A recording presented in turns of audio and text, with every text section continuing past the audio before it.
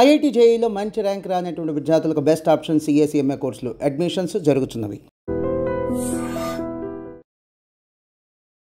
కానీ కస్తూరి గారు, ఫ్రాంక్లీ మీకు అడపదడప కాంట్రవర్సీస్ వస్తుంటాయి కదా. మీరు రజనీకాంత్ గారిని ఒకసారి విమర్శించారని, అలాగే అజిత్ గారితో మీకు గొడవ అయింది. అజిత్ గారితో గొడవ అవ్వలేదు. అంటే ఆయన ఫ్యాన్స్ ఏదో మిమ్మల్ని ఏదో మాటలంటే మీరు కూడా వాళ్ళు తిరిగి అవునండి తీవ్రంగా మాట్లాడినారు. నా క్యారెక్టర్ అయితే అదేనండి.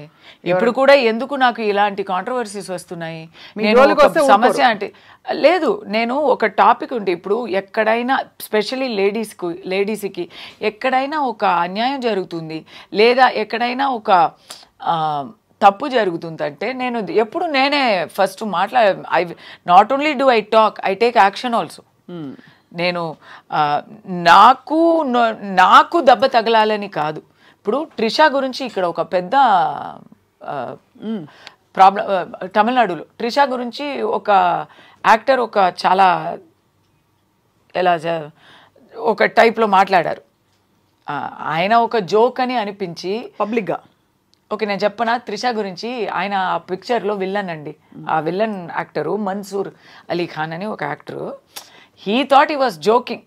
హీ థాట్ ట్రిషాతో నాకు కాంబినేషన్ ఉందంటే నేను విల్లన్ నటి కదా, విల్లన్ నటుడు కదా, నేను ట్రిషాని రేప్ చేయబోతున్నాను, అలాంటి సీన్స్ ఉంటాయి అని అనుకొని వెళ్ళాను, నాకు కాంబినేషన్ కూడా లేకపోయింది పిక్చర్లో అని ఆయన జోక్ చేశారు.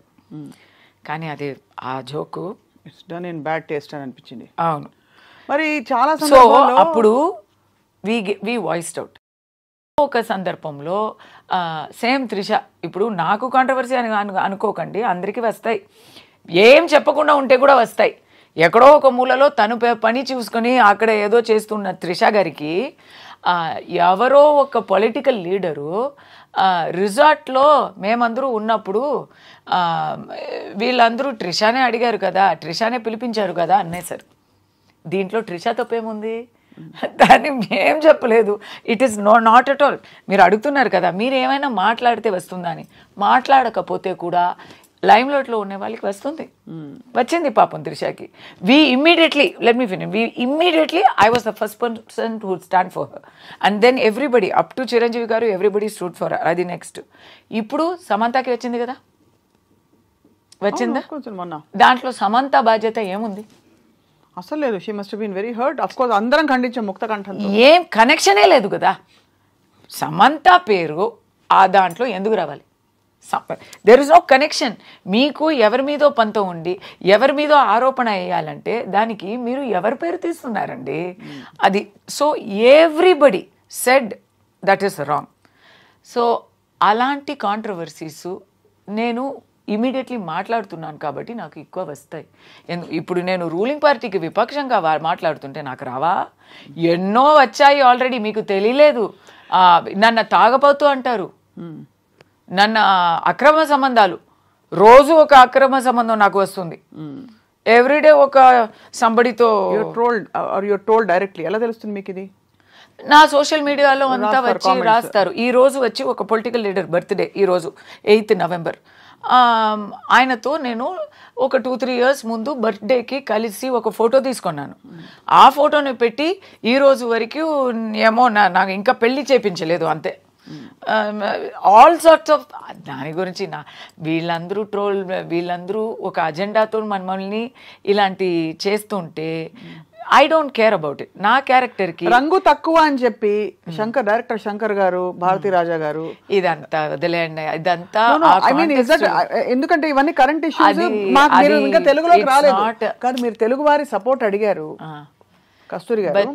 తెలుగు నాట కూడా పెద్ద పెద్ద అగ్ర హీరోలు ఆడపిల్ల స్టేజ్ మీద పక్కన ఉంటే కనీసం ఏదో ఒకటి కడుపు చేయకపోతే జనం ఊరుకోరు అనే సినిమాలో ఉంటే ఒక ముద్దో పెట్టో కడుపు చేసో అని అలాంటి అంటే ఒక తీవ్రమైన కామెంట్స్ చేసి so many people have said are you going to fight everybody అని అడుగుతున్నాను. I'm not asking you to comment on them because you been part of the MeToo movement. MeToo మూవ్మెంట్లో మీరు గణమెత్తి చెప్పారు. మీటూ మూవ్మెంట్లో 100 కోకళ్ళలు విక్టిమ్స్ బయటకు వస్తున్నారు, కంప్లైంట్ చేస్తున్నారు. పెద్ద జోక్ అయిపోయి nobody has stood by anybody so far. What is the result of all this except controversy and hours of interviews? We have to keep fighting. అలాని మనం పోరాటడం వదిలేస్తామా?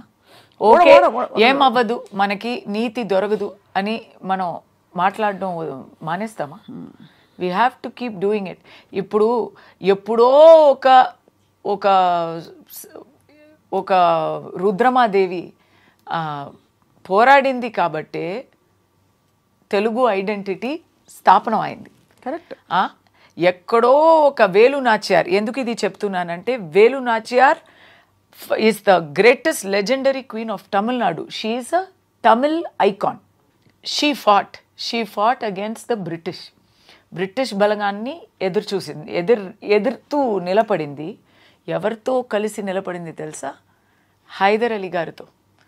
అది ఏం చేసిందంటే బ్రిటిష్ సైనికులు వస్తున్నారు, they are coming closer to her kingdom అని తెలియగానే రాఖీ పంపించింది టు హైదర్ అలీ గారు.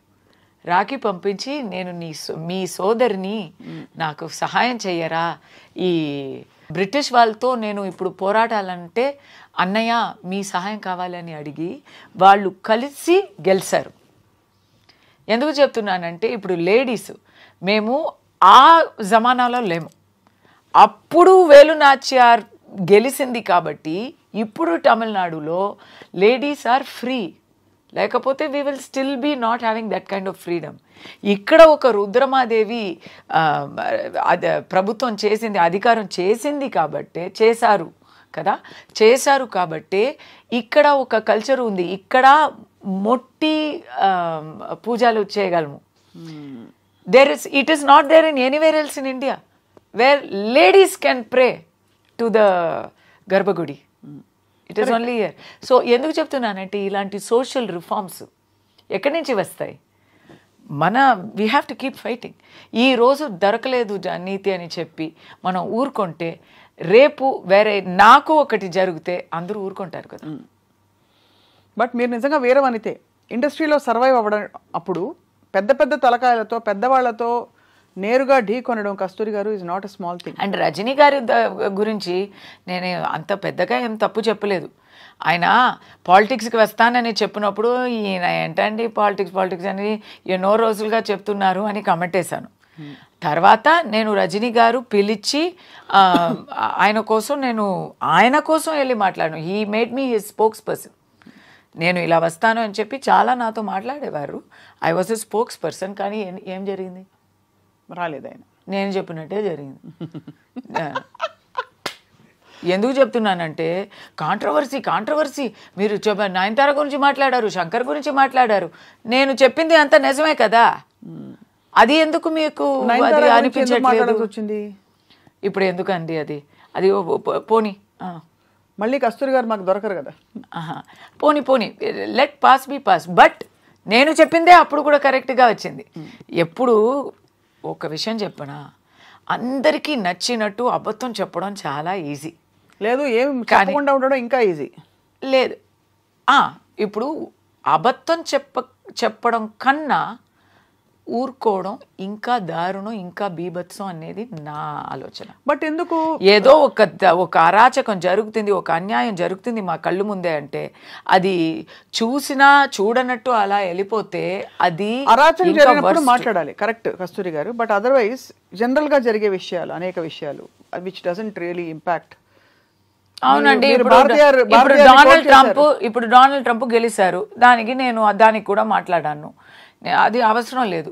అలా చూస్తే మాట్లాడమే అవసరం లేదు, ఎవరికి మాట్లాడడం అవసరం లేదు. ఇప్పుడు అందరూ ఇన్స్టాలో ఉన్నాము, ఇన్స్టాలో ఫొటోస్ పెడుతున్నారు, అందరూ పెడుతున్నారు. అవసరమా? ఖచ్చితంగా సమాజానికి సోషల్ రిఫార్మ్కి అలా we never know where it will become. అదే what will become. But you should voice out, you like to express yourself. కాదు, దాని మాత్రం కాదు. ఇప్పుడు నేను ఈ రోజు ఫోటో పెట్టలేదంటే మర్చిపోతారు కదా. They will ask. We have to be in contact with our people, with our world. మీకు ఇప్పుడు నేను లాస్ట్ 1 week గా ఏం చెప్పలేదు. I also don't daily photo పెట్టి డైలీ సెల్ఫీ కమెంట్స్ అలా నేను చెప్పలేదు. I never do. But you want to be directly engaged with the people. But I only comment on things that affect me. Something strong ఉంటే నేను cricket గురించి, క్రికెట్లో ఇప్పుడు New Zealand India series అయింది. దాని గురించి నేను కామెంట్ కూడా చేయలేదు, ఎందుకంటే అంత వర్స్ట్గా ఉండింది. So I didn't even feel like typing. ఎందుకు మాట్లాడుతున్నావు, మాట్లాడక ఊరుకుంటే బెటర్ కాదా అని చెప్తే, మాట్లాడుకుంటే ఇప్పుడు వరకు జరిగిన రిఫార్మ్స్ ఏవి జరిగేవి కాదు. సో అయితే మాట నుంచి వచ్చిన మాట నుంచి తప్పులు వచ్చినా పర్లేదు, మాట నుంచి సమస్యలు వచ్చినా పర్లేదు, కానీ మూకగా మాత్రం ఉండకూడదు. అంతే, ఉండకూడదు. ఎందుకంటే అప్పుడు ఏం చెప్తారు తెలుసా, నువ్వు అప్పుడు మాట్లాడలేదు, ఇప్పుడు మాట్లాడలేదు, అప్పుడు మాట్లాడలేదు, అప్పుడంతా ఊరుకొని ఇప్పుడు నీకు వచ్చినప్పుడు మాత్రం మాట్లాడుతున్నావా అంటారు. కాబట్టి వెల్ వ్యాలిడ్. అంటే మీరు నేను విమర్శాత్మకంగా అడగలేదు కస్తూరి గారు. I really wanted to understand. మీరు తరచుగా యువర్ కోటింగ్ కాంట్రవర్సీ అని. ఉదాహరణకి మీరు అన్నది పాయింట్ 100% రైట్. హీరోయిన్ తెల్లతోలుతో ఉండాలి, 16 ఏళ్ళు 18 ఏళ్ళు ఉండాలి, హీరోలు అంకుల్స్ గ్రాండ్ ఫాదర్స్ అయిపోయినా కూడా అది ఇండస్ట్రీ నామ్ ఇండియాలో ముఖ్యంగా. అవును, దానికి భాషలు కాదు, Telugu cinema, Tamil cinema, Hindi cinema అంతే, everybody it's all like that. So did you have a problem ever where you were judged or one of your interview headlines was too young for Rajinikanth, too old for ఇంకొక hero Vijay అని చెప్పి? నేను when I came back first, this is not my first comeback. నాకు first time పెళ్ళి చేసుకొని వెళ్ళి తర్వాత నాకు ఒక అమ్మాయి పుట్టి నేను వచ్చాను.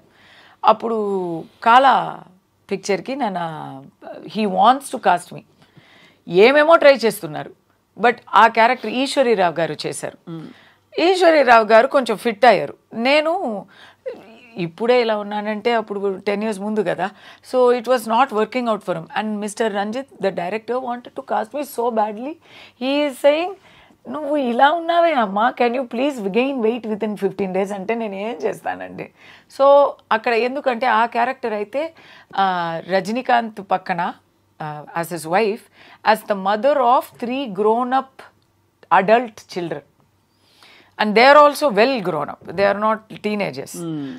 And he's a tata. He's a మనవాళ్ళు ఉన్నారు, మనవరాలు ఉన్నారు. సో ఆ క్యారెక్టర్కి నేను ఫిట్ అవ్వలేదు. కానీ విజయ్ అంటే, అయ్యో విజయ్ మీరు సీనియర్ కదా విజయ్కి నాకు సేమ్ ఏజే, బట్ మీరు సీనియర్ కదా విజయ్కి అని చెప్పి అక్కడ అలా అవుతుంది. ఇలాంటి తిరుశంకు స్వర్గాలు ఉంటాయి.